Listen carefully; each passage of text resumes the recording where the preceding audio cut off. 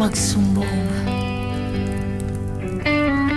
Kanino ako magsusumbong kung sa akin sila nagsasabi ng mga hinanakit nila? Kanino ako tatakbo kung sa akin sila lumalapit? Sa tuwing may kailangan sila, sino ang yayabang?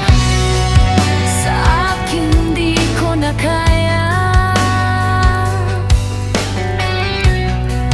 wala nga pala. Lagi akong nandito para sa kanila, lagi akong handa para sa iba.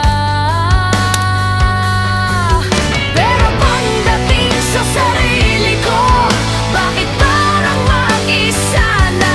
Bakit kibag ako na? Para bang walang gustong tabihan ako, para ako'y kumalma.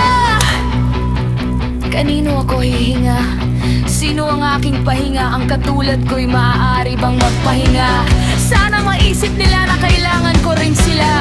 Sana maisip nila na gusto ko rin marinig ang mga salitang